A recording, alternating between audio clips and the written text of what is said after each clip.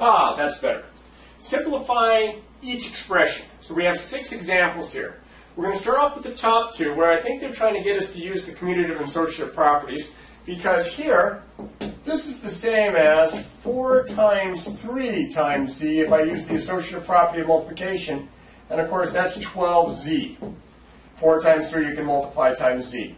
Over here, if I use the commutative property, I could change the order around and write this as n plus 16 plus 44, then use the associative property and add the 2 numbers, the 2 like terms together. The 2 numbers here add up to 60, so I have n plus 60. Okay? Now down here, speaking of like terms, I have 4 terms written out. Remember, terms are separated by plus signs and minus signs. I have terms with the variable w, and I have some constant terms. Well, I'm going to combine these because these are like terms. They have the same variable. I have 14w, I have a minus 6w, that's going to be 8w. And then over here I have a minus 23, I have a plus 3. Well, if you add 3 on to minus 23, I'm going to get a minus 20. Over here, I'm going to distribute through, and I get 9st plus 45st. And these are like terms, and that's 54st. I could have done this differently. I could have combined like terms first. I'll do that down here. If I combine like terms first, I get 9 times, that's 6st. And of course, 9 times 6 is 54st. So either way, I get the same answer. Now down here I have some parentheses. They've got to go just like I distributed there. I'm going to distribute here.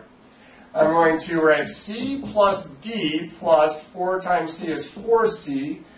Minus 4 times 5 is 20. And I have a couple like terms right there. 1c plus 4c. Remember, if there's no number in front, the coefficient's assumed to be a 1.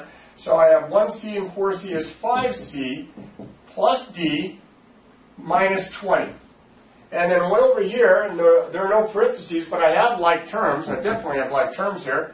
These 2 are like terms, and these 2 are like terms. So I combine the a's. 6a minus 2a is 4a. A minus 3b and a plus 10b. Well, positive 10 minus 3 is a plus 7b. Now notice that I don't try to combine these. These are not like terms. They have different variables. So those are typical of what you could see coming up here on the Chapter 1 test. So look these over. And we'll do some more problems. We'll do some story problems and some problems with data here in just a second. I got to clear this off. Oh, that's better. All right, so solve each problem, use any strategy. And we have a number of strategies that we can use. This is a couple that are typical of what you could see. Let's start off here. Tim has a collection of 42 pop and country CDs. He has 20 more country CDs than pop CDs. So he's got more country than pop. How many country CDs does he have? Now remember, he only has 42 total CDs. So I'm going to kind of trial and error my way into this one. I'm going to look at a chart here where I'm going to have, let's see, pop here and country here. And I'm going to look at combinations and see if any of these add up to 42. Now remember, he has 20 more country than pop. So if I said, let's guess he has 5 pop, then he would have to have 25 country. Well, if you add those together, you're not going to get 42. You're only going to get 30. So I need more. So I'll skip up maybe to 10. I'll say he has 10. That would put him at, let's see, 20 more would be 30. Well, that's 40. I'm really close. I need 42, so I think I just have to bump it up one more. Let's make this 11, and then this would be 31. And if you do the addition here, you'll see 42. So how many country CDs does he have? He has 31 country CDs. Now remember that your test is multiple choice. So you could work backward from the answers and see which combination has a difference of 20 but adds up to 42. So there's more than one way to attack that problem. Next, how many ways are there to make 20 cents using dimes, nickels, and pennies? Well, here again, I'm going to make a chart so I can organize my information. I'm going to have dimes, nickels, and pennies. I'm going to start with the most of the highest denomination and work my way down. So we start off with dimes.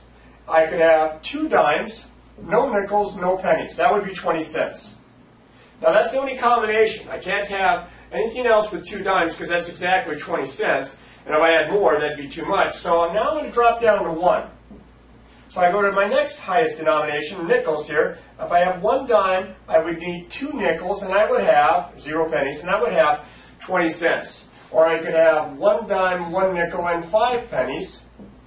Or I could have 1 dime, 0 nickels, and 10 pennies. Now I think that's all the combinations that I can have with 1 dime. So let's go to 0 dimes. I could have 0 dimes, I could have 4 nickels and no pennies. I could have 0 dimes, I could have 3 nickels and 5 pennies, 15 cents and 5, 20 cents. I could have 0, I could have 2 and 10. I could have 0, I could have 1 and 15. Or I could have 0 dimes, 0 nickels, and 20 pennies. So I have 1, 2, 3, 4, 5, 6, 7, 8, 9. There are 9 ways. Okay? So that's not all the different types of story problems that you might encounter, but those are typical. So let me clear this off and do a couple things that we still need to finish up the chapter. That's good. Refer to the frequency table here. The table over to the side says the number of 3-point baskets in a basketball game last season. And as you can see, we have 0 to 1 baskets, happened 3 times. 2 to 3 times we got 3-point baskets, happened 4 times. 4 to 5, 7 times. 6 to 7, it happened twice. And 8 to 9, it happened once. They may have gathered data all season long, organized it here in a nice frequency table.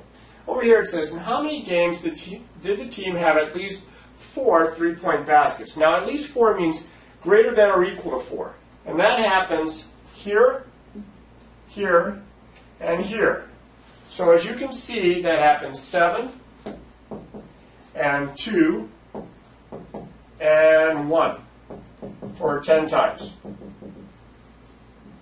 Down here it says, in how many games did the team have fewer than 6 3-point baskets? In how many games did the team have fewer than 6 3-point baskets? Now here's your mark here at 6. Fewer than would mean not equal to 6, but less than 6. So that would occur here, here, and here. And as you can see, this is 3 from 0 to 1 plus 4 plus 7, or 14. 14 times. Okay? So we're going to read the chart. Now remember, it's a multiple choice test. You're not going to be required to make a frequency table that you have to display. It'll have a frequency table there that you will read and interpret from that. All right, so let's look at one more theme with stem and leaf plots, and then we'll call the review quits. All right, I got to clear this off. Here we go. We have a stem and leaf plot over here. It says the stem and leaf plot gives the number of points scored by the winning team in each Super Bowl played from 1967 through 2000. And as you can see, the stem and leaf plot organizes data. Remember what the stem means. This one here is going to be the first digit of the number. The leaf is going to be the second digit of the number. So the 1 and the 4, 1-4 like that, represents 14. So we have 14, we have 16, we have 16, and so on. It says, what's the greatest number of points scored in a Super Bowl game? Well, one of the advantages to the stem and leaf plot is that it puts it in order from least to greatest. So I'm going to go all the way down here to the 5 and the 5. And that would give me a score of 55.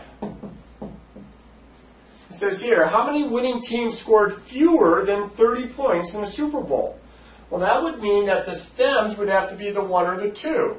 So all I'm going to do is count here real quickly how many leaves I have. 1, 2, 3, 4, 5, 6, 7, 8, 9, 10, 11, 12, 13, 14, 15, 16. So the answer here is 16. Once the data is organized, it's really easy to be able to answer these types of questions.